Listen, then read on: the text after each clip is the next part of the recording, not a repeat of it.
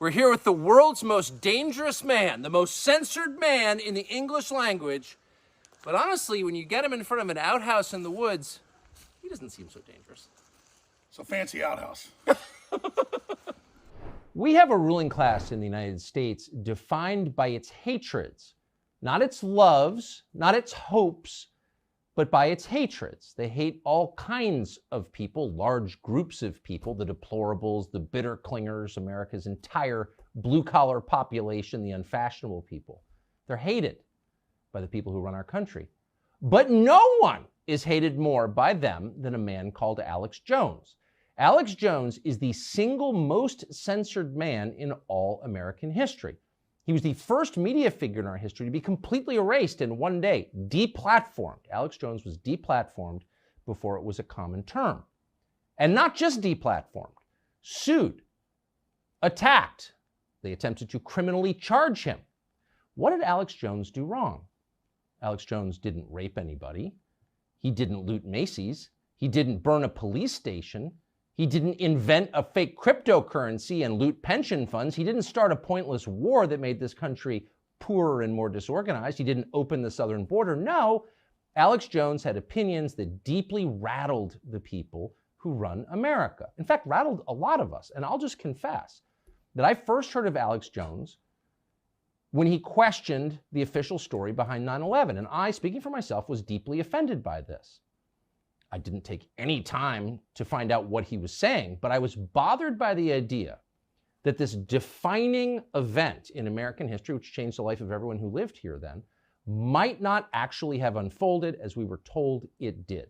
And that possibility was too destabilizing. And I remember feeling resentment toward Alex Jones for saying that. But several years later, I wound up in Austin, Texas, and through a chain of circumstances, wound up meeting Alex Jones.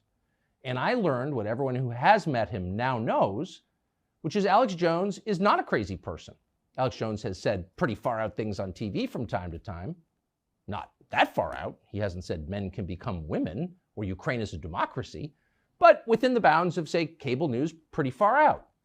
But fundamentally, Alex Jones is right about a lot of things. And in fact, that's why they don't like him. Alex Jones has an uncanny, really an amazing ability to predict events before they happen. He has called it, and he's done it on tape again and again, to the point where it's a meme on the internet. Alex Jones, prophet. Not conspiracy nut, prophet. But when you dig into Alex Jones's predictions, they are so spot on that it's remarkable. How does he do this? We're guessing there's a kind of spiritual sensitivity to Alex Jones. Maybe that's his secret.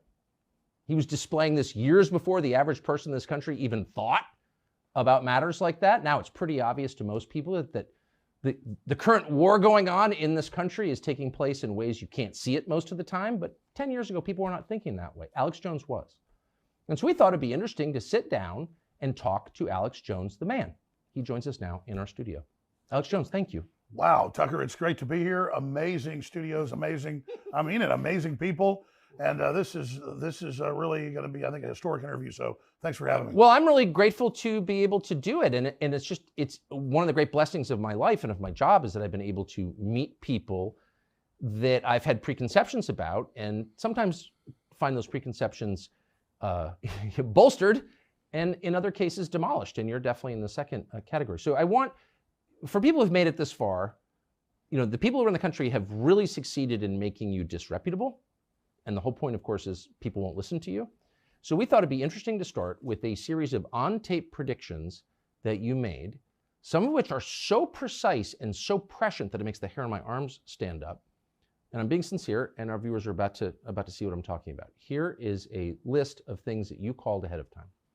By the middle of September, that the new policy's being written, you will all have to wear masks again, and so will airport employees. It's happening. Mask mandates are officially back. We know the Joint Chiefs of Staff wanted to blow up airliners, Baltimore Sun, or if you let some terrorist group do it, like the World Trade Center, we know who to blame. And if there was an outside threat like a bin Laden, who was a known CIA asset in the 80s, this group and its leader, a person named Osama bin Laden, he's the boogeyman they need. We're looking at a giant war in February right now. I predict the Russians are going to roll in. They're already there. They're going to roll in. With attacks across Ukraine, which is the size of Texas. It really was the Iraqis. That's just because they're getting ready to invade Iraq. What a beautiful setup. Those 9/11 clips are crazy. I'm actually bothered by the precision of them. I'm not accusing you of being behind 9/11. But how could you, in July of 2001, call that? You said they're going to have airliners fly into the World Trade Center and they're going to blame a guy called Osama bin Laden. Now, leaving aside what actually happened, how could you have known that? Well, in the longer clips, because it's a multi-hour show from July 25th, 2001, I specifically walked through all the reasons, and I knew that they were hyping up that we were about to be hit by Osama bin Laden. I knew that the World Trade Center had been attacked the first time and that the Fed's been involved helping cook the bomb and allowing it to go forward. And I just saw a lot of the pre-programming that was happening in the media, because they were on the news saying, life's about to change in America. And I was reading what the RAND Corporation was saying and what the Pentagon was putting out. And I read the PNAC document from a year before, Rebuilding America's Defenses, that Dick Cheney had helped write. And it said we need a Pearl Harbor event on the American homeland to be able to bring in this police state and this control and then expand the American empire worldwide. So hundreds of pieces of data went into that prediction. But terrorists are going to hit the World Trade Center in July of 2001. I lived in the United States then. That was the last thing on my mind. And I lived in Washington. I know the guys who wrote the PNAC document because I shared an office with them. So I was more informed than the average person. And that was the last thing that crossed my mind in the summer of 2001. Like everyone else, I thought it was a Cessna. But how convinced were you that this was going to happen? I was completely convinced. In fact, in the full clip that's online, you can find it on Twitter and other places, it has been removed. I explained to people that they need to call the White House and tell the White House, we know if you allow these attacks that you're basically allowing it to happen. And it was similar to all the data we had when you said that on your show? On my show. And I gave the number out so people could actually call the White House. And then going back to October of last year, when the Russians went into Ukraine, I specifically said I think they'll go in by the end of February. And there was a lot of data that went into that. And then they specifically did go in on February 24th. And so I was able to make that prediction as well. But there was a lot of data and information that went into it. Sure. I'm just, for the record, I miscalled that completely. I didn't think they were going to do it. You were right. I was wrong, not for the first time. But the 9/11 thing, I remember that really well. Nobody was thinking like that. So you called it in public on tape. Did the 9/11 Commission, so if I'm the FBI and I'm investigating 9/11, you're like the first guy I would call because you're the only person who said that out loud. Did they call you? No, they didn't. But my most accurate prediction, going back over a decade, was when I read the Rockefeller Foundation Operation Lockstep, and they described using a virus to bring in world government, to bring in a world medical ID, that they would then build the social credit score off of, and that they would make people wear masks for fear, and that they would shut down sporting events and things like that, and basically phase in this new tyranny. So I was also able to specifically make that prediction over and over and over again because I was going off their own battle plans. Are you the only person in media who actually reads these reports? I don't think a lot of people do read them, but I do read them. I mean, I'm currently reading MIT reports from their top counsels, Pentagon reports. They have a working group called the Mad Scientist Group at the Pentagon that works with MIT. And if you go watch their hour-long, 2-hour-long, 3-hour-long meetings they have on YouTube with all the tops, I mean, we're talking hundreds of top scientists, they admit that they're building a post-human world, that soon everyone's going to be mind-controlled, that they're going to put smart dust in our food that they can electromagnetically control, and they just lay it all out right there. And I've learned what these people said in the 50s they would do were done by the 70s. What they said their plan was in the 70s for the 90s, they got done. And then when they had their Agenda 21 in Rio de Janeiro in 1992, the big UN summit, they described everything they would do up until the year 2000, and they got almost all of that done. And now they've got Agenda 2030, and we're going to ban your gas stoves, we're going to ban beef, we're going to ban single-family dwellings, we're going to ban private ownership of cars, we're going to do all this, and now you see them rolling it all out. So I'm not really making predictions in these high-level World Economic Forum and other large think tank groups. They are laying out the future, and their high priest of the World Economic Forum, that's a consortium of all these groups, Yuval Noah Harari, you can read his quotes. The future's not human. The human era is over. The public is useless. I mean, this is a very anti-human system. So that's how I'm able to make predictions, because they've given us a roadmap. They tell us where they want to take us. And so when the public wakes up, we push back on some of it, but they always come back. And so I'm just following the trajectory of where they say they want to take us. And there were a lot of white papers, not just the PNAC document from 2000, a year before 9/11, where they describe we really need big terror attacks. We really need Pearl Harbor events to get Americans to give up their rights. I mean, take what just happened in Israel. Totally tragic. My heart goes out to all that have been killed or lost loved ones or been injured. But there's no way that one of the best intelligence agencies in the world didn't know that was coming. The massive buildup, the 5,000 missiles, the paragliding attacks, all of that. And so there was clearly a stand down there. And now the West will take more of the people's rights. Israel will be able to crack down and take more of their people's rights, which is a big debate over there. Hamas is being funded by Hezbollah, which is Iran. We just had Biden a month ago give $6 billion to Iran. And now the mullahs are bragging that they were behind the attack, Hezbollah funding Hamas. So really, those aren't even predictions. It's clear that Hezbollah and Hamas have tens of thousands of men and women as sleeper cells that are, quote, other than Mexican, that the Border Patrol list every month, tens of thousands coming across the Texas and Arizona and California sectors.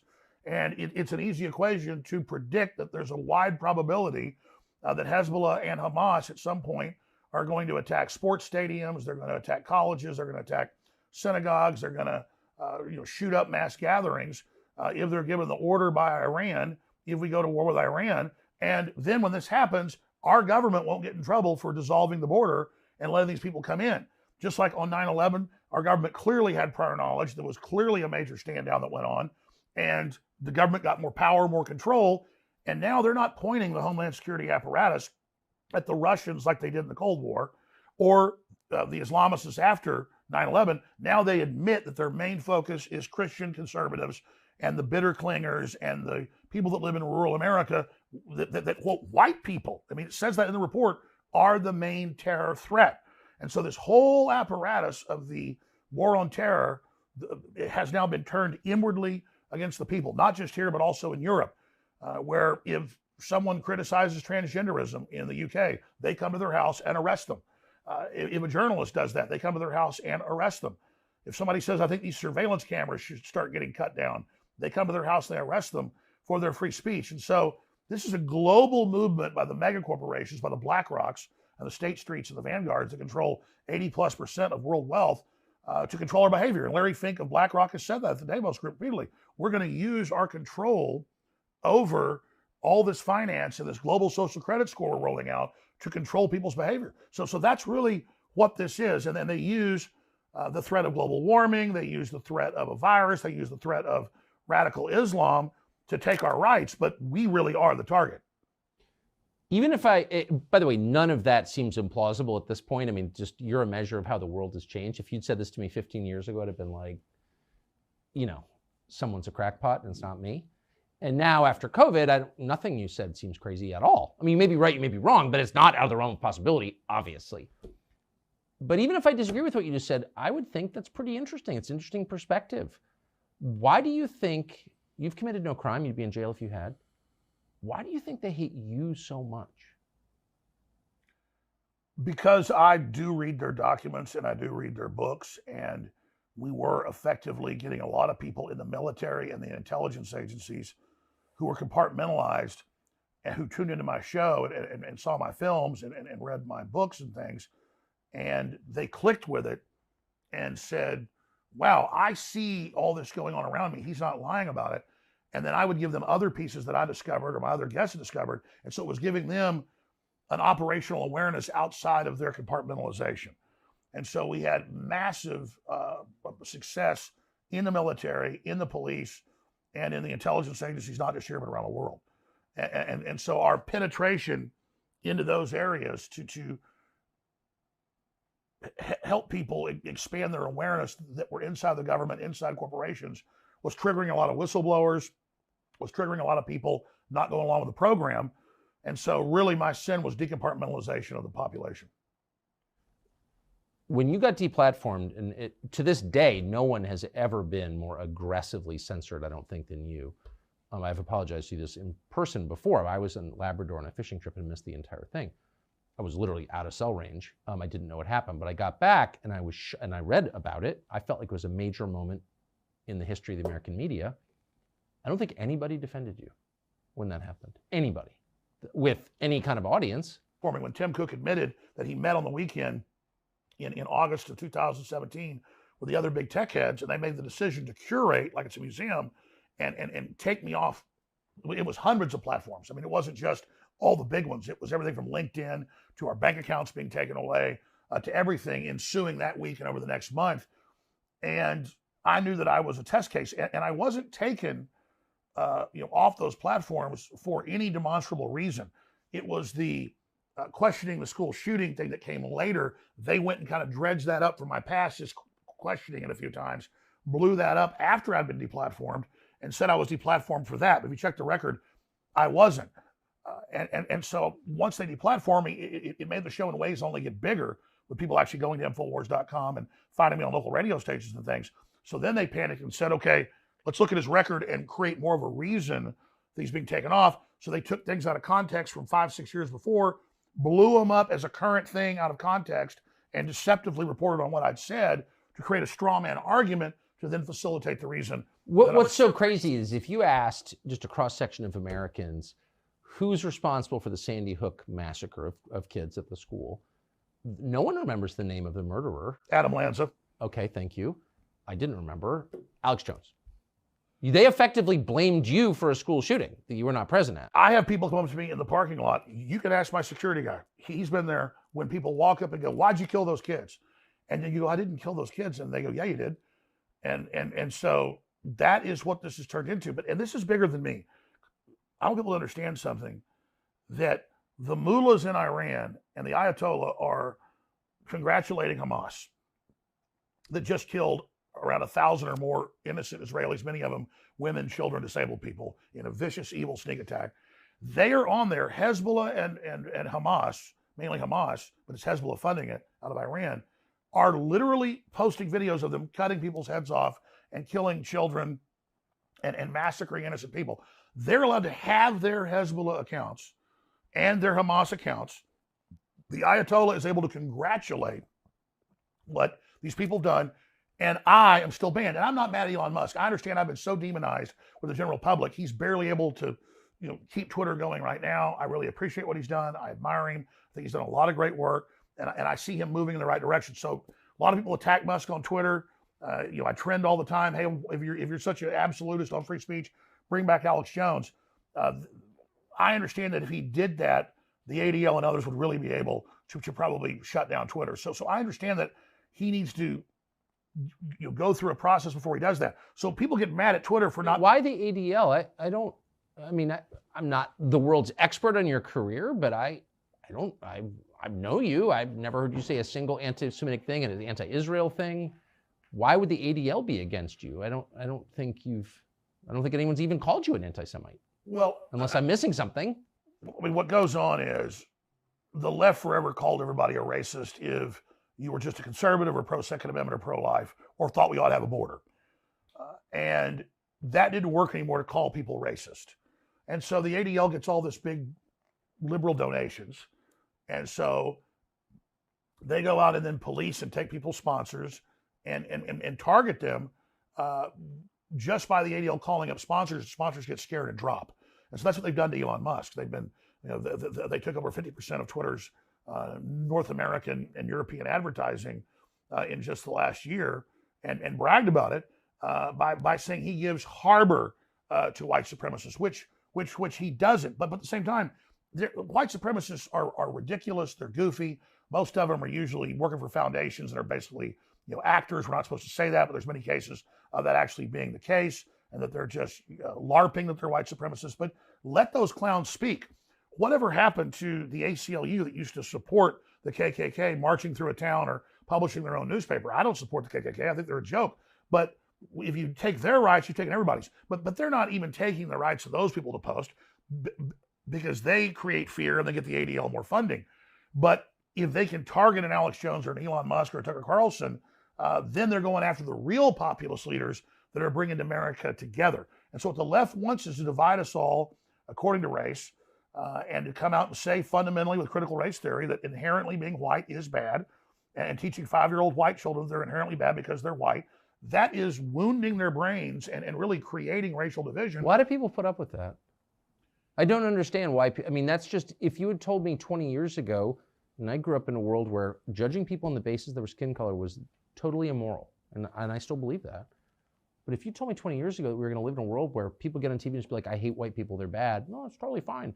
Like, why do people put up with that? Like, there should be zero tolerance for that. I don't get it. The Democratic Party founded the KKK. And when the majority were whites in the South in some areas, they played the race card for political power. Now that the majority in most areas are not white, they're playing the good old-fashioned race card of tell whites, stand down, let people take over your society, your culture, give up your culture. It's embarrassing to be white. And then now it's flat out bad to be white. And the left's trying to convert all these minority groups that are now the majority in most areas into race-based systems because that is a very effective system. But why do people put up with that? I mean, like if they were doing that to Malaysians or Filipinos or Hondurans, I would say you can't do that. You're not allowed to attack people on the basis of their race. I'm sorry, not in a country like this, because the country will fall apart and it's immoral. I totally agree. But nobody says anything. Well, I don't get it. The reason they've done it is most of the enforcers of this are white liberal women, 45 or older. Not fair. It's just a fact. And they're cucked husbands. And so to them... Can I just say that the phrase cucked husbands is the best? It really is true. So if you get around these white liberals, they live in the whitest areas.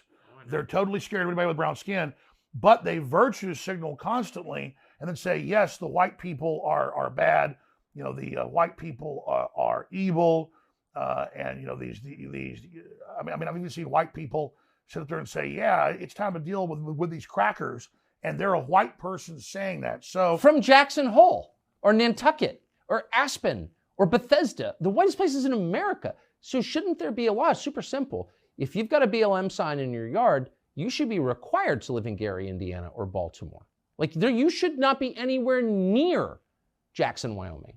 You should be made to live in East St. Louis. I totally agree. You should be made to live in Detroit. Yes. But of course, they've done the studies, they looked at the statistics. It's not just here, it's in Europe and it's in the UK, like in London.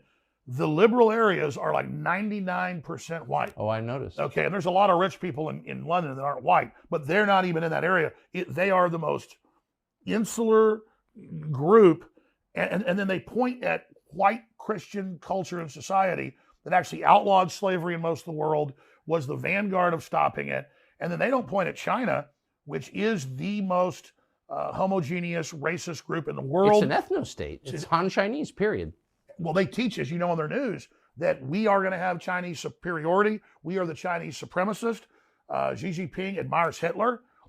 He is literally following a race-based operation that is taking the world over, that owns the majority of Hollywood, that's paid off the Democratic Party. And if you look at all these anti-white shows that you see funded in Hollywood, almost all of it has majority literal communist Chinese government backing that is funding this. So it's real simple. China looks in and sees this diverse culture, and they say, we're going to use that to split the country up and balkanize it. And that's what they've done. And so communist China, along with the Southern Poverty Law Center and the ADL and all these groups, see America's weakness. And they're literally coming in saying white people are inherently bad because of the color of their skin.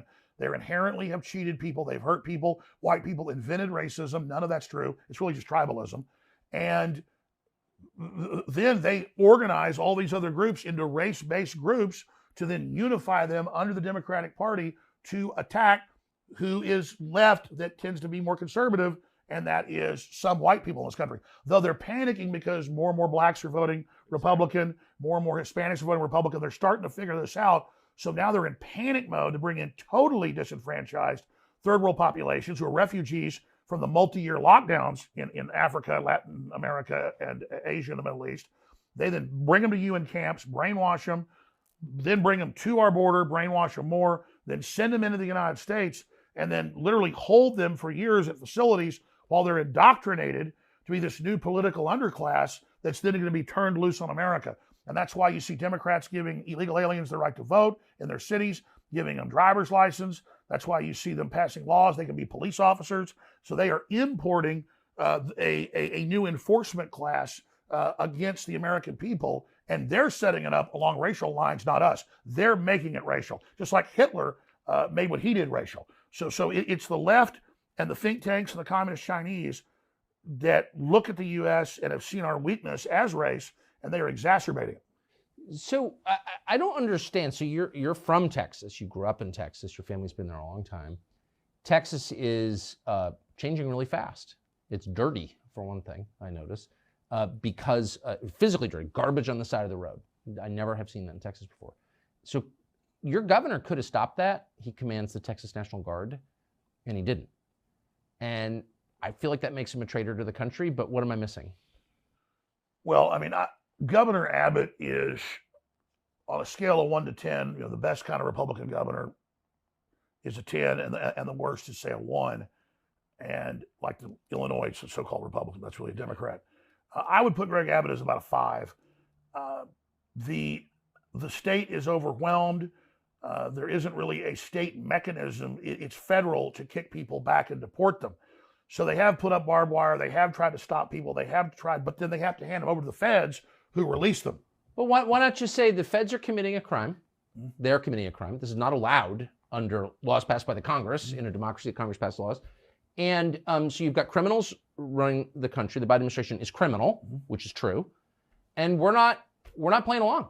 And like, if you don't like it, come do something about it. Meanwhile, every able-bodied man with a black rifle assemble at the border, and we're just going to stop this and save the country. I don't understand. Like, that's not hard. What am I missing? No, I think you're absolutely right. In fact, what the deep state fears would be a coalition of good governors, good attorney generals, giving them the findings and the rulings that they could indeed do that, and then declaring emergencies in the states and having a coalition of the states come in and do this, and then instruct local police and everybody else to not have sanctuary cities. But the problem is, if you're in Texas, every single city, Houston, San Antonio, Austin, Dallas, Fort Worth, are Democrat Party run.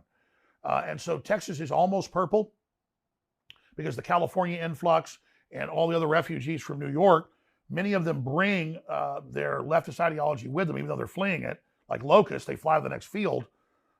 And so that's really the issue, is that the legislature is somewhat cucked, to use that word again. And I think the governor has been cucked. He certainly went along with lockdowns and masks more than really any other Republican governor. And so I do think Greg Abbott needs to do a better job. But I also wanted to list some of the things that the state is up against. But I'll say this. Austin fired a bunch of police and another third quit. Crime everywhere, homeless everywhere, trash everywhere, ruin the city like everywhere else they are. You live there? Absolutely. That's where my family's from. I've been there since high school. But I'm going to have to leave soon because it's gotten more and more like Los Angeles every day. It's very sad to see it. People fleeing LA, like my friend Joe Rogan, it seems great to him because he went from a really, really bad situation into a bad situation. But if you've been there, you can see the decline. You can see how fast it is. And it's really, really, really, really sad. And there are just illegal aliens everywhere and refugees from the rest of the country all over the place. And you see really the economic decline of most of the mom and pop businesses and things. So the same rot we've seen all over the country. Austin was supposedly this big mecca and it was going to be so great. And now sadly it's falling apart. I mean, Tucker, you know the answer to all this. You do the best job of anybody with a true Americana populist breakdown. The ruling elites of the world, the Black Rocks, the State Streets, they're on record saying they don't want our consumer society. They don't want our capitalist society. It's bad, it's ugly, it's gross. But they're the biggest consumers compared to anybody else in the world. Their quote, carbon footprints are thousands of times bigger than the average person. Leonardo DiCaprio or Klaus Schwab literally have carbon footprints thousands of times bigger than the average poor working American, that they're telling you can't have a car or air conditioning. Remember, before Obama left office, he traveled to Latin America, to Africa, and the Middle East. And what did he tell them in speeches? The clips are famous. you can't have a car or air conditioning, the earth will overheat and burn up. While he's telling people that by the year 2017, like Al Gore said, we would have areas flooded on the coastal areas while he bought a big house in Martha's Vineyard at 1 foot above sea level. And of course, it's still there and it hasn't flooded. I mean, his chef died there, you drowned sadly, but no flooding inside the house, just the dead chef.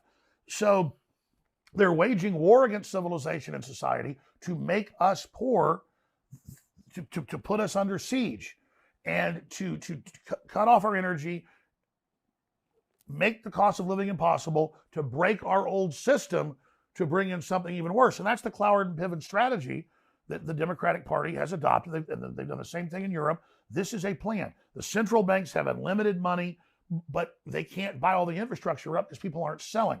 So they've got to crush us and make people so poor that everybody's forced to sell their business, their intellectual property, their physical property, but more importantly, to turn over our bodies to them. We're a UN treaty that Biden right now is, that's what I call Biden is Biden is trying to ratify, would literally put our bodies under the control of the United Nations and our medical care policy under it. So It's the pandemic treaty. Yeah. So what this is really a breaking of our will, a demoralization. That's what the transgenderism is, and 2 men can have a baby, and puberty blockers, and castrating little boys, and cutting little girls' breasts off. They've got such hellish stuff coming in this designed global collapse to bring in their world government that they've got to just have all these horrors out there, hoping we just throw up our hands and run off to the countryside, which everybody's doing, and in a way that's good. But at the same time, then they've got full control. That's totally right. And they're going to march out of the countryside next and dig us out. So that's, I mean, you look at the White House press secretary, who can barely speak English, who's one of the stupidest people I've ever seen, and a transparent liar. You wouldn't hire her to run your copy machine. She's the White House press secretary. Why would you do that? And it's not because of her race or who she sleeps with. I think the whole point is she's so obviously repulsive that it makes you feel bad about the country to see her. I mean, that's it. We're at a beautiful ball. It's prom night. Everybody's dressed great. There's wonderful food, big, delicious punch bowl. And then they say, what can we do? Well, just have Brian Stelter go take a dump right in that. Yeah. And then he's there laughing at you. They're all there laughing at you to make you feel small, to make you question reality. Why is everything so ugly? I mean, that's why they tell people, hey, you can be homeless anywhere. You can crap on the street, needles, throw your garbage everywhere. Drug dealers can sell you drugs. We're going to give the homeless all this government funding. Liberal groups come in and farm and milk each homeless person and skim a big cut of the money off the top. It's a crop, but then a cash crop. But then we see that and we think it's all over. There's nothing we can do to demoralize us and make us give up. And even though I'm conscious of this, even though I know this, it's still at a DNA level. I'm like, I got to go to the country. I got to get out of here. I've got to separate myself from this. But then when they release this toxic, cultural, poisonous gas, they push us out of those areas and they get the main infrastructure to then organize that, cut off the food and supplies to that group they have, and then tell them the reason you're doing bad is not BlackRock and the WF and Bill Gates. It's all those evil people in the countryside. They're all white supremacists and terrorists and racists. Let's go get them. Because the last group they don't control is rural people that are self-sufficient. And so I get going to the countryside, protecting your children.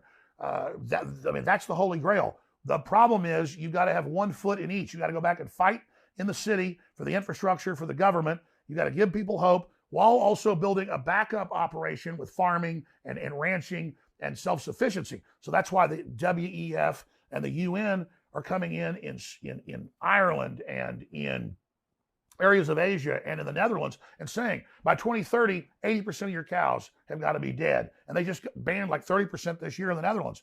And it didn't matter people were 80% against it in polls. It didn't matter. They sent the military in against the peaceful farmers that were just protesting, just like the peaceful truckers in Canada got brutally attacked. And so they're all WEF globalist alumni that the big banks on record brag. They've penetrated the cabinets, to quote Klaus Schwab. They've put their operatives in to cut off our energy, demoralize us, release the hardened criminals, put the political activists in prison, continue to cut off the resources to make an angrier world. Klaus Schwab says, we're going to make the world collapse. We're going to have everybody turn against each other. We're going to blame the political classes that we own and control. And then when we're done, we'll bring in our new solution. But first, they have to demolish the cultures and societies that we had before with the fentanyl, with the open borders, with the demoralization, and then they bring in their next phase, which is a high-tech, cashless society, robot, drone-controlled nightmare. More than half of the U.S. in their official UN maps that they've had for more than 25 years, that are some of my first films, show half the U.S. off limits to humans. All cars will have to have GPS. Everybody by law will have to have a cell phone at all times. Australia just did this last year, tried to push it through. And that's the admitted global UN standardized plan, where you don't leave your house without a cell phone. Every car is robot kill switch, GPS controlled. California is moving to ban all the, quote, classic cars. That's any car that doesn't have a digital ignition. And they admit it's for control. So if people think things are bad now, the straitjacket, the ball and chain is going on. It's all being militarily run. Our military is great men and women, but at the top, our military has been globalist, trained, New World Order people for at least 30, 40 years. They've got almost every general, every person under their control, and that's why it came out in the UK and Europe and also here in Canada. You pull up the headlines, Defense Department purposely scared public into lockdowns, masking, and taking inoculations. UK headline, British Ministry of Defense secretly brainwashed and terrorized public.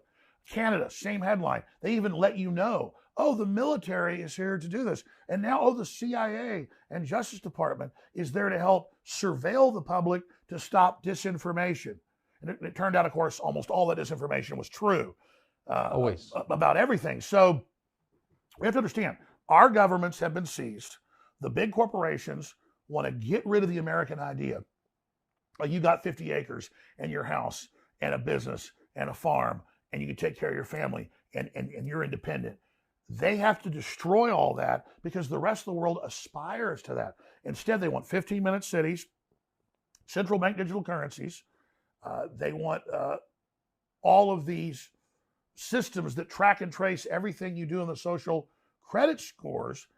And the plan for the rest of the public, we're talking 99%, is 250 square foot coffin apartments, 5G bathing you in them, literally eating bug protein.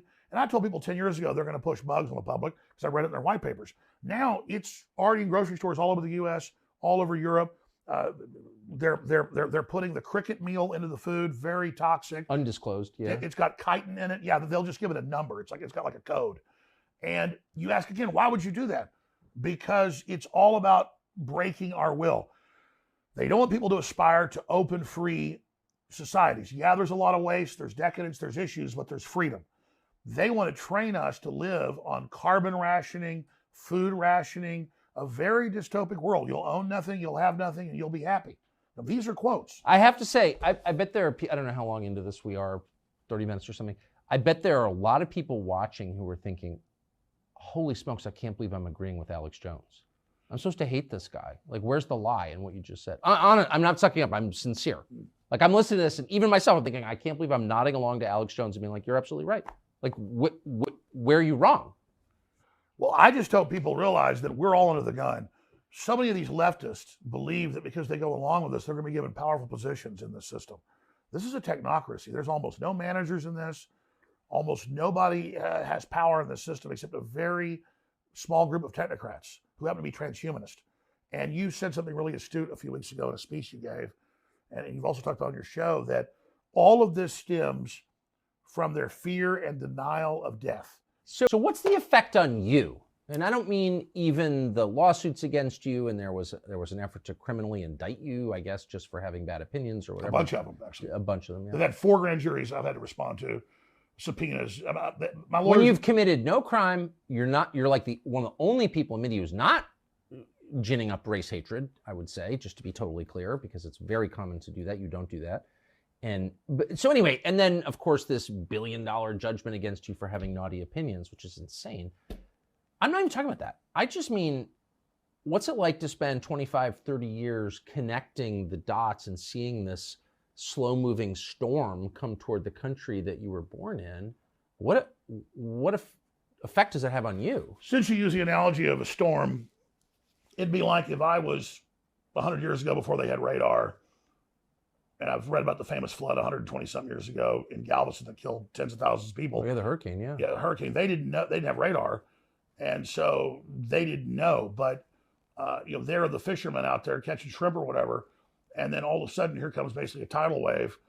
And if I was one of those fishermen and I knew my children and my wife were on shore at school or work or whatever, and here comes a 40, 50-foot wave I know is about to kill them, I would not be thinking about myself watching this giant wave come in. I'd go, oh my God, my wife and kids are over there. And so it's not that I'm a hero. It's not even a selflessness. I realized that I was just out in front and ahead of some people in understanding this because of family and research and just things in my life that I saw that encouraged me to get involved in the media because I was aware of the globalists and some things that were going on because my uncle was high-level Iran-Contra, had some other family that worked in clandestine things. So I kind of grew up just around folks that knew what was really going on. And you're a kid, you don't really pay attention to it, but you kind of get that education, even though you don't know you're getting it. And so I've just been out front. So I would liken it to the old days when a dam would break and they didn't have radio to warn people, and the dam breaks and it's 20-foot wave coming down the valley, and you are down below the dam as, let's say a lumberjack, and your wife and children are 2 miles down, and you see the dam break and you're about to drown. But I guarantee the last thought you're thinking is, it's going to get my women and children. And that's really, my grief is, this is really draconian. This globalist, Great Reset, New World Order takeover is a post-industrial world, cut off the resources, 90% forced depopulation, breaking civilization by design, massive wars, famine. They've already cut off a third of the fertilizer in the last year worldwide. It's estimated that'll kill a couple 100 million people. The lockdowns worldwide, not the virus, the UN admits killed 80-something million extra people in the last 3.5 years. And so when the first world collapses, the third world dies. And then what's left of them floods us. And so the earth is being put into a countdown collapse right now. And so I'm like the fisherman when the tidal wave comes in, and I'm like, oh my God, my wife and children are about to die. And so I'm not really worried about me because I'm a man. I did this. I knew it was coming. I've been proven right. And I'm not happy I was proven right. I wish we could have gotten ahead of this and stopped it. Yeah, we have a lot of credibility now that people see that we were right, so maybe we can stop the next phase of it. But the globalists have gone from testing phase, beta test phase, into full operational now. And they say, read their writings, we are going to have a post-industrial world by 2030. We will have no personal cars by 2030. You will be eating bugs by 2030.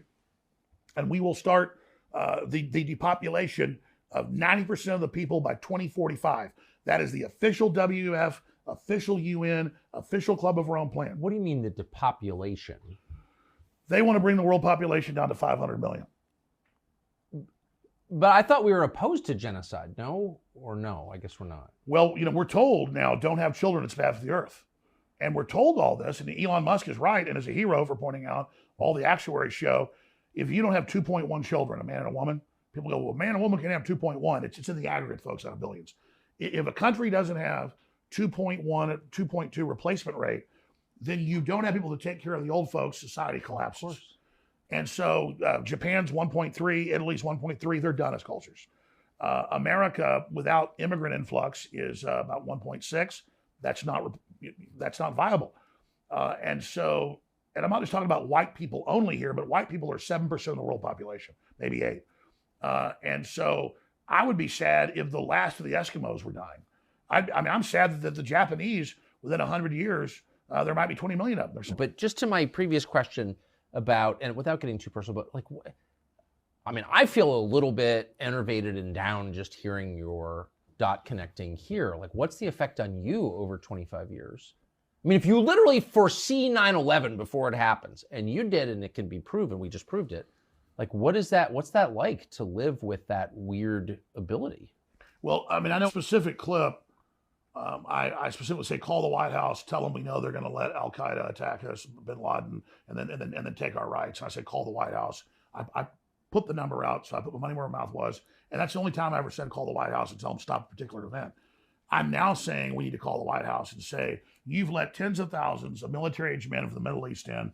We know a lot of them are Hezbollah and Hamas. The FBI has confirmed that. And so when and if there's big terror attacks, which I believe will probably happen in America, we're not going to have Homeland Security get more funds and more power and grope us at the airports more. I want prison time for the agencies and groups that have allowed this. And I want Biden impeached now. Okay, that's why we got rid of McCarthy. It needs to happen. Leaving the border open when there is a clear and present danger of this going on, and when we're very close to war with Iran, we go to war with Iran, they're going to activate Hezbollah. Okay, and that they make Hamas look like choir boys.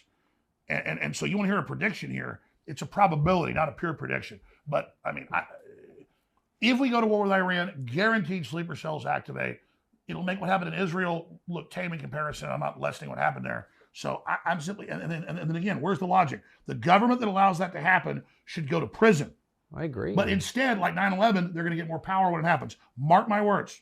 So you can't have guns because we let in foreign sleeper cells to kill you. Exactly. And you asked the question. This has really taken a toll on me. Not the fake lawsuits, not the weaponization, not the deplatforming. I was already getting exhausted 5-6 years ago. And when I married my second wife, who's amazing, I have 3 children with my previous wife, and one they're all great children, and one with her. We were in Hawaii getting married like 7 years ago. And I said to her, I want to just write books and make documentary films and maybe do an occasional podcast. At that time, I've been on air like 22 years, 6 days a week, 3 hours a day at least. And I said, I just don't want this burden, this big crew. I love the crew, but I don't want to do this anymore. I said, I want to move the country, and I want to because it's taking a physical toll to every day look at this stuff. And now I've gotten to the point, which even though I say don't let them break your will, don't let them demoralize you, that's because I understand the process. It's happened to me. Used to, I'd have hundreds of incredible stories and clips every day. I couldn't wait to expose the bad guys. Now I look at it once, I'm ready, I study it, and then half the time I get on air, and I just go, let's just take calls, or I start talking about some fun story just because I mentally cannot sit there and stare into the abyss and stare at Biden or their press secretary that's meant to enrage us and demoralize us. And I think that's a defense mechanism that's healthy. So I think we all have to be balanced. I'm not asking people to only fight tyranny. I'm asking people to get prepared, get ready, but wake up as many people as you can, and then do whatever you have to stay sane, because we have record suicide, we have record depression, we have record drug abuse. This country has been attacked. And if you read deeper into the globalist writings, they admit they're doing it. And so we have to be aware of it. If you're aware of an attack and aware of a manipulation, it doesn't give you full immunity from it. No, it doesn't. But it gives you a buffer. Imagine people that don't know what's going on, and they really believe things are dangerous, things are bad, not because of the corrupt corporations that are running things, but because those evil people in the countryside don't want to be left alone. And that's what they're saying on the news. It's the people in the middle of nowhere that want to be left alone. They're the bad guys, and it's the 5-year-old kid that's white. They're really bad. They're all inherently really bad, and just this is a demonic assault, and it really is good versus evil. But the key part you raised earlier in previous shows that I mentioned that I didn't get into because there's so many topics is this: when you said we need to brood on death, you talk about a simpatico or a synchronicity or a weird moment. I don't usually watch your show when it first releases one day because I'm usually at work or doing stuff till night. But I'll get up at like 4 or 5 in the morning, hours before my wife and daughter get up, and I will start, get on the desktop, start doing research. And when I'm reading news and sending stuff to the crew for the show, I'll almost always go click on your show to watch it. And that's the go-to thing I'll have on the background. And I said, well, I'm not going to click on the show. I'm going to click on the speech you gave a few weeks ago. And you talked about brooding on death. And I'm sitting there that week literally thinking about the fact that we've got to be humble. We've got to be thankful. We've got to realize that there's an infinite universe and consciousness, and that focusing on what made humanity, focusing on the fact that we are spiritual beings, but that this life is finite, and these incredible experiences, all the people we've met and known, and all the ancestors before us that did incredible things and went through hell and were tough as nails to get us here, really ties us into our ancestors and the epigenetic instinctive knowledge that really makes us a colony or hybrid creature of all of our ancestors. We have a soul, we have a spirit, we have our genetic imprint that they've proven mathematically is multidimensional, even above the third dimension. So we have a personal spirit. But really, we also have a collective bodysuit that is a collection of all of our ancestors, and just the beauty and the wonderment and the spectacularness of that, dwelling on how incredible that is, but also leaning into eternity and leaning in to this body and this incarnation. And I'm not saying reincarnation, incarnation, but being so magical, and that also that death is the great equalizer, and that you will be humbled and you will get old and your teeth will fall out and your hair will fall out and you will get cancer or you will have a heart attack. And no matter how powerful you are, you're not in control. In that, it tunes you into God. And then what you said, so I'm heavily focused on this and telling my wife this, and I meet with my dad, who's really my mom, and I don't see them as much as I should, but my dad's really always told me this, and I didn't really get it when I was younger. Now I get it, as I get older. And I'm sitting there just literally praying that morning and drinking coffee and just focusing on death and just focusing on life, because when you focus on death, it makes life so much bigger, and focusing on what I'm not a Hindu and I'm not a Sikh, but the Sikhs are like a 500-year-old version of 3,000-year-old Hinduism. And they think everything's a manifestation of God in the universe around us, and then interfacing and how we take every moment of how magic it is what's going to resonate in the future to bring us close to God, so that we basically resonate into the higher dimension with God. And that's really been my instinctive understanding of it, spiritual understanding, the dream understanding of it, that I didn't read in books, and I read what the Sikhs are saying. It's basically, I was reading some of their writings just a month ago, and it was about focusing on death, so you also understand life, and being humble and being a servant, and how that's what empowers you, so you're not an asshole. Like your dad would tell you, focus on the fact that I'm an asshole and shouldn't be, because we all have the asshole side. Yes. You have a better quote, but of your dad's quote's the actually root better. of all wisdom is knowing what an asshole you are. And it really is. My dad always says the root of all thing is being humble and appreciating things and not getting on a power trip, basically what your dad's saying. Yeah. And so, because that's wise men. And so I'm sitting there totally focused for like, I wouldn't call it meditation, for like 30 minutes, just sitting there in the dark with the computer screen on. And I go, no, I'm not going to watch Tucker's show from yesterday. I'm going to watch this speech. And I click it, and I'm like 10 minutes in, and you go, we got to say everything I'm saying. I haven't even said this on air. I'm hearing you say basically the same thing, because it's a universal truth. Then I want to bring the next piece to it, which you talked about. You grew up in this super wealthy area of California when you weren't, spending your summers here in Maine.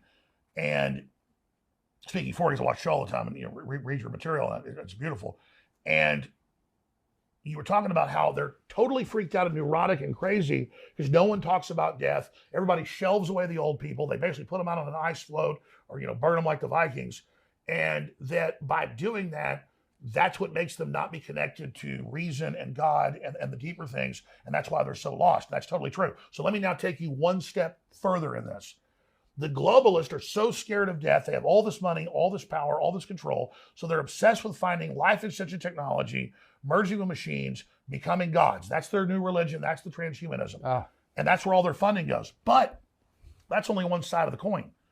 The other side is that if you're going to be God, you've got to be in charge of death. So because they fear death and they project their hatred of themselves onto us, then if they can poison us, dumb us down, sterilize us, depopulate us, they believe that's more for them at a very greedy level. So they want to be death, the destroyer of worlds, to quote Oppenheimer, I become death, destroyer of worlds, and at the same time cheat death. So it's a total subconscious obsession with death. Instead of consciously focusing on it, getting over it, instead they turn it loose to their animal, lower alligator brain and are now manifesting all this because they've not embraced the higher level of understanding. I agree with that completely, but it's doomed as a project, no? I mean, it is the Tower of Babel. Whenever you see in history is the story of this, people drunk on their own power, overstating their control over things, becoming convinced they're God, and then being destroyed. I mean, that is just, it is just an endless loop of that story. It's a law of humans. It's a law, exactly. So this can't, this isn't going to work. They're going to blow up the world before they do this. There's just not possible. You just stole my thunder because we've not talked before this. We've talked about a lot of stuff, but nothing about the show really. It's a law, just like gravity, just like 2 + 2 = 4. It is the fabric of the universe.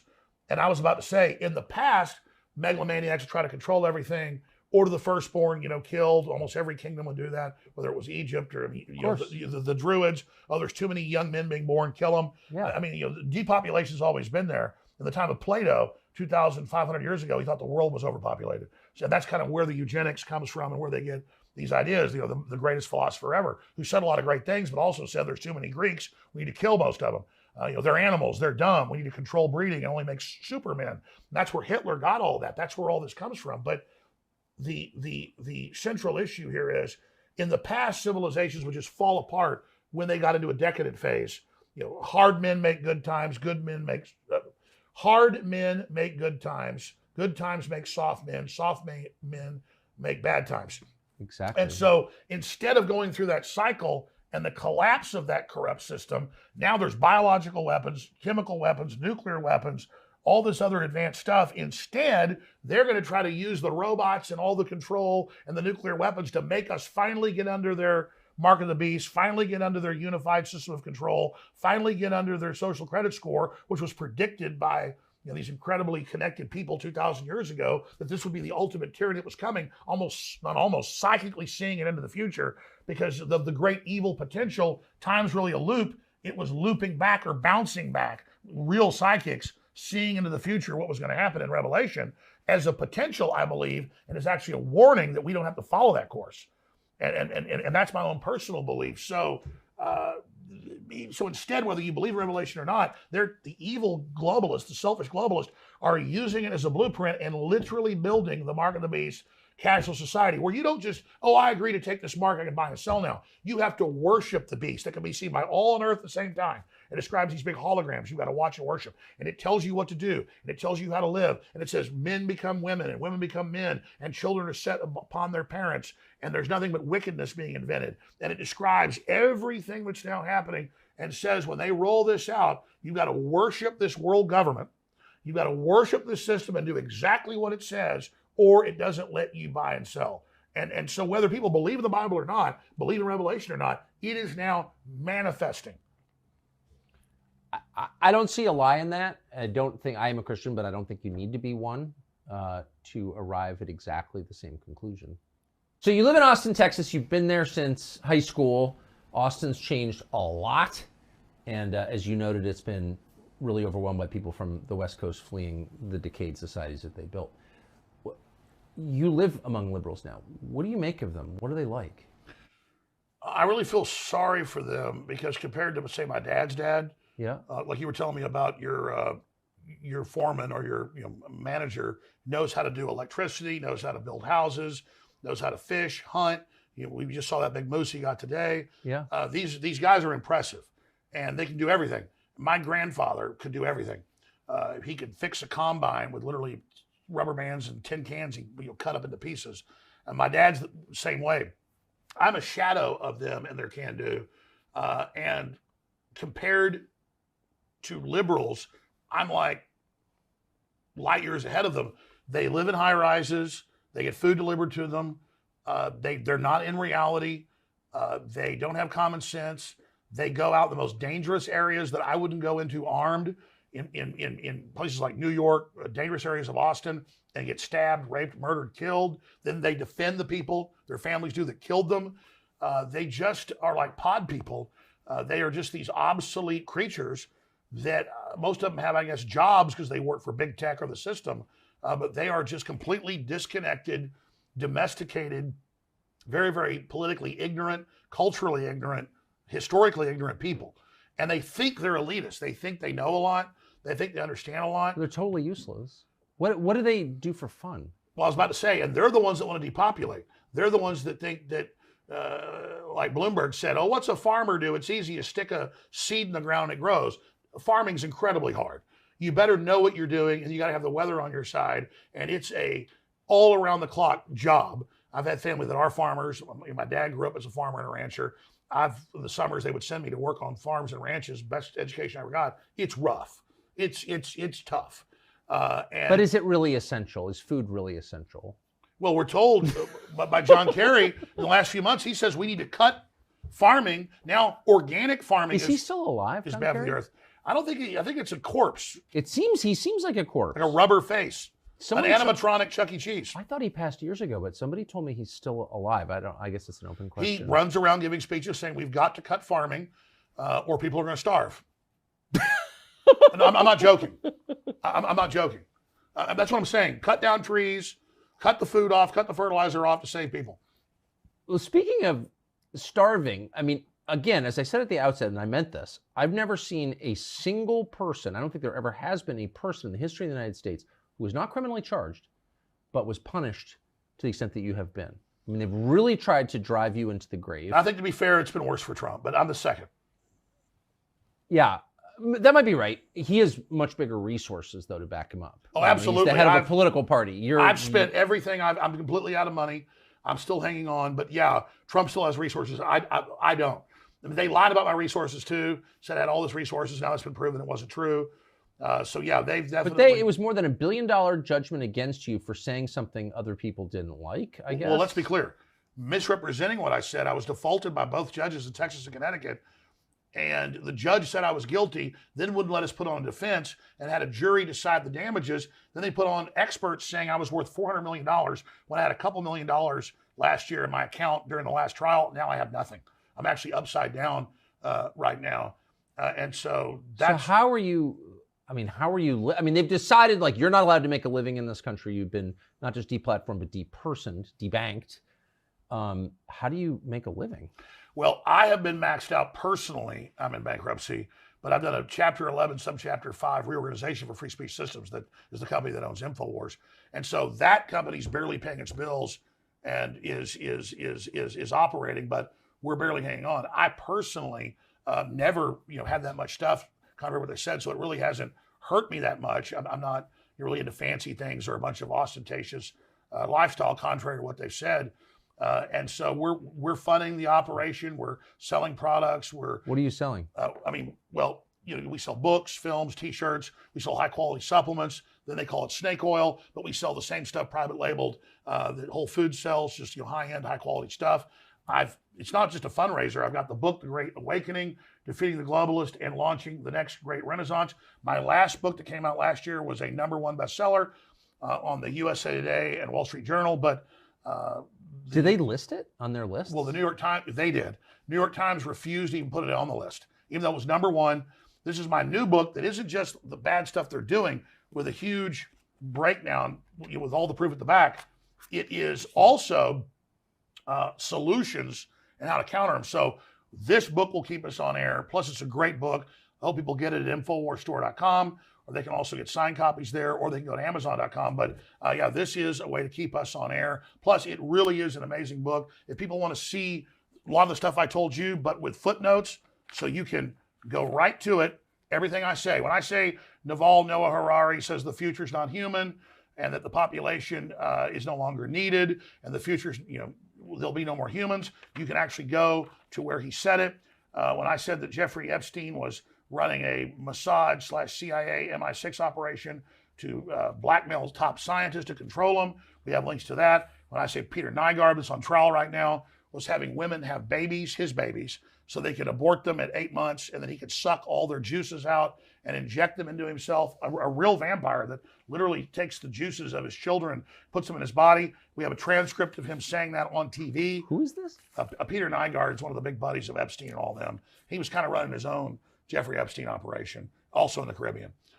So this book is super, super hardcore. It's got an amazing foreword by Steve Bannon, and they had a great researcher, who's also a lawyer, Kent Heckenlively, went through and double-checked everything I said for the book, obviously, so they wouldn't get sued. So this thing is well-researched, well-documented. It is the Great Awakening, because the Great Awakening is the counter to the globalist Great Reset, to destroy society and then build back better. But it seems asymmetrical at best. I mean, you have all the power on the globe arrayed on one side, and then the majority that doesn't like it.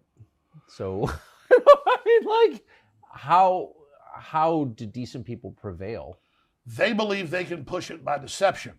That's why people are aware of why they're cutting off the fertilizer to collapse the third world, to then flood us with those giant populations they will then control and give voting rights to. And if you don't want to give them voting rights, then you're a racist. See, that's why the lockdown's biggest crime wasn't just the 80+ million the UN estimates starved to death the last 3.5 years, on top of the normal 15 million that starve to death each year. You look this up. They then use those giant masses of people that are fleeing total collapse as their new political underclass. So that's why it's so vital to not just challenge the Great Reset and the New World Order eugenics operation of the transhumanists. It's vital to then give an alternative plan and to have an alternative debate about that plan. And that's what the Great Awakening gets into.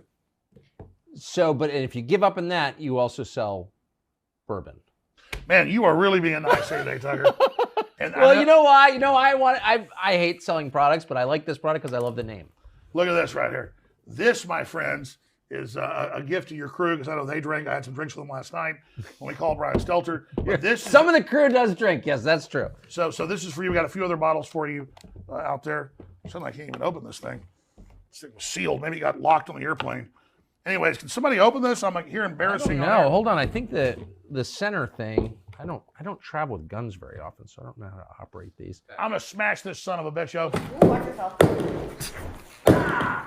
There we go. Son of a bitch. All right, goddammit. Look at that. It doesn't come like this in stores. I'm gonna kill the people that came up with this. Swap that into the studio. We're rolling. Tucker, don't kill me. All right, we're rolling. I don't Phil. think that plug should be that. Oh my God. I got a lot of points when you get to here. Okay, that was amazing. This whiskey does not come with a hatchet to open it, or a black light. But does it come with a black light? No, but if you have one. But if you have a black light, by the way, I don't think I've ever sold a product on the air, but I'm proud to say we it. appreciate you supporting Oh, us. dude, come on, I'm totally all about it. What does that say? I'm gonna let you read that. It says, thus to tyrants, meaning death to tyrants. Yeah, I recognize that phrase. I think it was uttered in Ford's Theater. Thank you, brother. Well, enough of that. I didn't mean to turn it to Who's Extravaganza. So I want to. The book is more important, but anyways. So the last topic I want to hit with you, I could go on for hours. We're trying to get the audience of this social media app to believe that you can have longer content because it was, originally designed for very short, brain droppings. But well, I think you've succeeded. The biggest English-speaking show ever. I mean, it's bigger than Jimmy Carson, bigger than Joe Rogan. Congratulations, showing that freedom is successful and well, popular. thank you. Well, we're grateful that it's a. No, I'm grateful to you. You keep that saying we have that. free speech. But but here's my question. So, all of the trends that you describe, I think very credibly, and I'm a little bit surprised, but not at all ashamed to say I agree with pretty much everything that you've said. Amazingly, but I do. And I think most reasonable people, if they just drop the kind of filter and stop lying to themselves and ask, like, where's the lie and what he's saying, I think would come to the same conclusion. But all of those trends are being forced to kind of ahead or they're going to come to fruition or something's going to happen in the next 13 months because we have a presidential election on the books and you have this car crash. And I just do not see how it's resolved. Do you? Like, what's going to happen? Again, it's the truth. Really, the only show I watch every day is yours when you have a new show because I don't just agree with you. I learn stuff every time. And what you've been saying the last few months is dead on, and a lot of people agree with you, and I know I do, that you look at the trajectory of this, how they're escalating on Trump, whether you love him or hate him. He's now a populist icon. He's now the underdog. The globalists are coming after him. They're coming after our right to vote for who we want. He gets 60% against which is the fundamental right in a democracy. The people rule. I can vote for whomever I want. And if you don't like that person, that's immaterial. Absolutely. Right? And he's been indicted for saying they're stealing elections. They're stealing it trying to. Oh, I'm aware. Well, yeah, absolutely. In their indictments of him is Absolutely. election theft, but yes. But despite that, he's got 60% against all other Republicans. He's 15, 20 points ahead of Biden. It's backfired, but the deep state's not going to stop. So when you said to Trump several times in that 400 million views or whatever you got, biggest show ever, you said to him, well, isn't the next thing them trying to kill you? And he's so confident he doesn't want to think about that. And he doesn't want to think about it. Whereas I admire someone that's that confident. The deep state does kill people, and that's their only next move because this is failing. And I think they're going to kill Biden too, or I think they're going to try to. What you said in the speech again before the last one I talked about like a month ago, you said, I don't see Biden and Trump being the candidates. You see the system, the media going after Biden, and he deserves it, but they were covering it up until now. Now they're covering the laptop. Now they're covering attacking the dog. Now they're covering, all of his senility, all the corruption, the Chinese spies. Attacking a dog. What a pig he is. I'm sorry. Well, I mean, I was told that by Secret Service and by people that, let's just say, work with them. And I'm going to leave it at that. But I actually have a contact for you. I'd like to be able to hear it from them. But when this is over, I'll let you actually hear it from yourself. I think they'll tell you off record. I think they're willing to talk to you. But yeah, he is completely out of his mind. He wanders around for the entire 2.5 years. It's getting worse. Naked in the White House.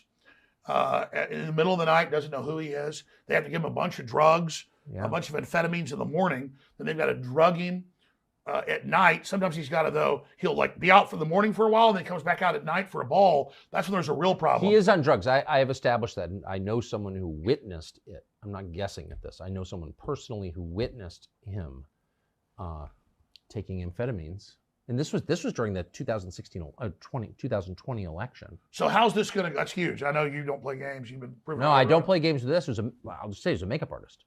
Well, no, you said the NSA spying on me, high level, and then a month later they went, yes, we're spying on Tucker Carlson. Yeah, I know. So you don't make stuff up. And so what I'm saying here is Biden's a liability for him. Trump's a liability. What do? They have a right-winger, they'll claim, assassinate Biden. And they'll have a left-winger assassinate Trump. That then gets the country even in more of a fight against each other. And then they put in Gavin Newsom and, somebody like Mike Pence or who knows. But I really think the next 13 months is the most critical time, not just in American history, but world history. Because if they can bring down America, they're going to bring down the world. And then you've got the escalation. Remember a year ago, Biden said, you can't give F-16s and Abrams tanks and cruise missiles to the Ukrainians. That's World War III. Now they're doing it. So as Russia wins that war, as Colonel McGregor documented a few months ago with you, NATO is escalating. Well, that leads right to nuclear war. So we're so close. That fundamentally makes me so mad. This transcends politics. Since when do Democrats love war? Since when do Democrats love the intelligence agencies? They love them now. And so really the Democratic, so dark. Just like the Republican Party is a beachhead for sanity and populism. It's not perfect, but it's a beachhead. The Democratic Party is totally turned over to evil. That's why I thought RFK Jr. was so refreshing, but they're shutting him out of the primary process. They're blocking him. And so now he's going to run third party, which will take away from Trump. Most experts agree. I know Trump's people have looked at it. They think so. Of course. So that's very, very sad. So do you think, normally at this, so we're in October, I guess, in the year before the election, you can sort of see the outlines pretty clear. In October of 1999, I was pretty confident it was going to be George W. Bush versus Al Gore. You sort of know ahead of time. But do you think that we're going to see on Election Day 2024 a ballot with Biden and Trump on it? I've been saying I think they may assassinate him or claim they had a heart attack. But I was thinking about each one individually. But I think when you said that a month ago, it was prescient. That's the next move. If I get in their mind and I'm evil, I'm Machiavelli, that is what they have to do. But the election just forces the point. I guess I actually don't think that their preference is overt violence or anything that people notice. They much rather resort to stealth, right? Covert rather than overt. But I just think, there's an election on the books and something's going to happen. Well, that's what you're saying. All their tactics of covert aren't working. So as we saw with JFK in 1963 in Dallas, they will go over. And so we have governors declaring emergencies to take the guns. All of that is, and then suddenly Democrats are against sanctuary cities when they're the ones saying, Governor Hochul and the mayor of New York, come here, come here. Now they're like, oh, we never said come here. I think it's dawning on Democrats they've been betrayed. And maybe there's some point where Democrats will have self-preservation, the average voter, and say, no, we need to turn against this. This is totalitarian. This is dangerous. This is evil. But if that isn't the case, but here's the problem. Even if Democrats wake up, the system will know that from their internal polls. The establishment will, and they're going to make a big move. And is that a full-out war with Russia? A full-out war with China? Is it them allowing the jihadi sleeper cells? They're in America that have torn across our border, that are waiting to let them activate. And I'm not saying our government controls them, but they've let other governments bring them in. And they've given funding to those governments. And now if we don't see strong signals against Iran, I don't want war with Iran. What I'm saying is strong signals telling Iran, do not fund terror groups. And we don't see strong repudiation of Joe Biden, that will greenlight the security services to go ahead and let this new attack happen. And a massive jihadi attack in America could be the way to bring in martial law and cancel the election. Also, Klaus Schwab loves the Telegraph, so does the UN. it is imminent. A cyber attack bringing down the power grid will make COVID look like absolutely nothing, is basically his quote. I think I got it almost exactly. And so will they cut the power before the election? I mean, the sky is the limit. The sky is the limit. So people need to be vigilant and understand that we want to let the system know we're aware. We want to promote the values of free speech and of family and of self-defense and of local control and of free market, rugged individualism and a competitive civilization and a colorblind society that Martin Luther King Jr. talked about. We need to go back to the things that made us great, that threaten the CCP and threaten the globalists of the UN, because they're selling tyranny and eating bugs and being locked down in your houses and forced injections and 2 men can have a baby. We're selling normal human biology and success and culture. And so I just think we have to give the alternate plan to their dystopia. We have to challenge their dystopia, but also give the alternate plan, which enough people aren't doing. But that's Trump's big sin, is his optimism. America's great. Everybody's beautiful. We have such potential. And as soon as the world heard America was open for business, we saw trillions flood instantly in, because our leaders had said America's not open for business. Invest in China and India and Mexico, where the globalists have middleman deals to get all the money and all the power, instead of the people getting it. It was Henry Ford, wasn't a perfect guy, but he said the other auto manufacturers, this came out in federal documents and later antitrust suits, because he didn't get in trouble, they did. They said to him, the other auto manufacturers, they said, why are you going to pay your employees 3 times what we do? And he said, because I don't want just rich people buying my cars. I want my employees to prime the market to buy it. They'll give me all the money back buying the Model T, and then that'll supercharge it. So that's the 2 different systems.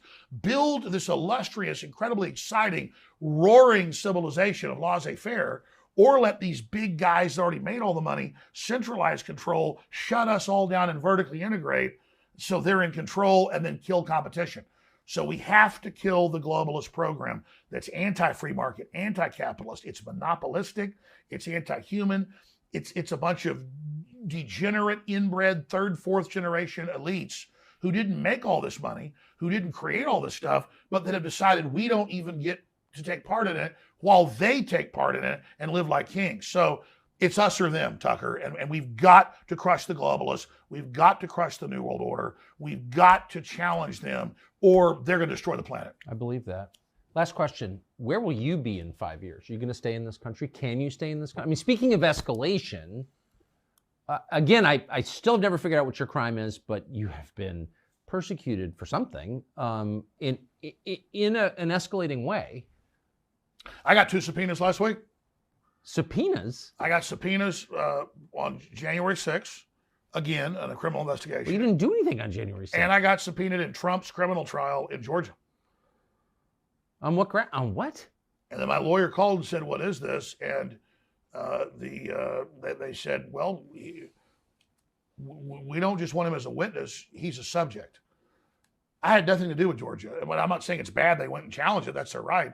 I mean, I went and protested there. So it's just pure intimidation. So I have a problem. It's that I don't like to cut and run. I'm not the toughest guy around, but growing up in Dallas was some pretty rough people. Some big guy started a fight with me. I just couldn't back off. And I almost always won those fights or went to the hospital trying. And so I decided to go down with the ship. I'm not going to leave the country. I'm not going to back down. And I'm going to continue to fight with everything I've got. I'll never sell out. I'll never give in. I could give out. That's why support's critical and word of mouth, because Alex Jones is seen as a focal point, like capture the flag by the globalists. If they can shut me down, they believe they can shut anybody down. They've said that. And so it's human intelligence and human action and word of mouth.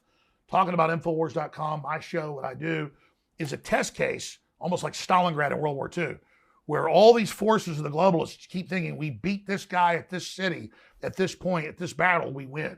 And so I don't think I'm even that important.